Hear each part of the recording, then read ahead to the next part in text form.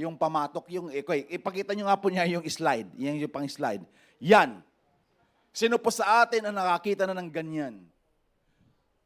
Kuya Carlito, Tatay Pepito, Sanggol, Sangol. Sangol, amen? Sangol. Hallelujah. Nakikita nyo ito, parehas na parehas, amen po ba? Meron po siyang ganyan.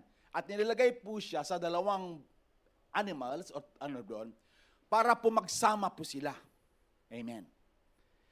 Ang ano na po ito, halimbawa yung dalawang baka, pag sabi nung owner ng mga baka, dalawa sila maglalakad, pupunta sila sa right.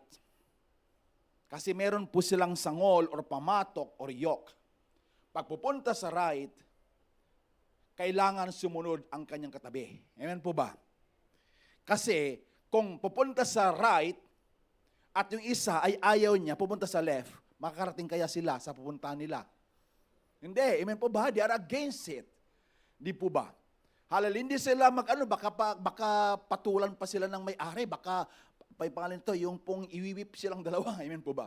That's why, the Lord, many people in our days, hanggang ngayon, ito po yung sinasabi ng Panginoon Jesus, take my yoke upon you.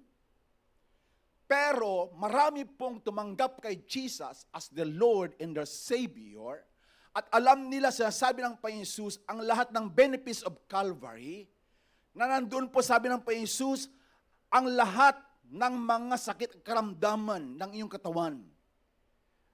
Ito'y aking pinasan sa krus ng Kalbaryo. Amen po ba?